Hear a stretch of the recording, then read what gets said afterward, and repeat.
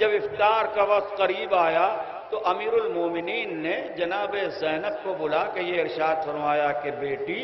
کامل 2 دن ہو گئے ہیں میرے بچوں نے کچھ نہیں کھایا ہے،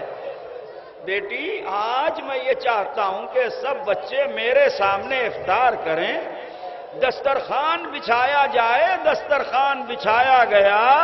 مغرب کی اذان ہوئی تو علی نے بیٹھے بیٹھے نماز مغرب کو ادا کیا،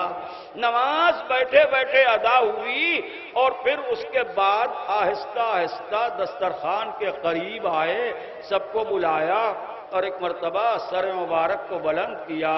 اور کہنے لگے این ولدی الحسین، کہاں ہے میرا بچہ حسین؟ حسین قریب آئے، کہنے لگے حسین اور قریب آؤ میرے لال، حسین اور قریب آئے تو ایک مرتبہ اپنا داہنا ہاتھ حسین ابن علی کے شانے پر رکھا، قریب کیا حسین کو اپنے آپ سے اور اس کے بعد کانپتے ہوئے ہاتھ سے روٹی کا ایک نوالا توڑا اور اس لقمے کو دہن اقدس حسینی کے قریب لے گئے اور کہنے لگے کربلا کے بھوکے باپ کے ہاتھ سے یہ روٹی کھا لے۔ حسین کی آنکھوں سے مسلسل آنسو جاری تھے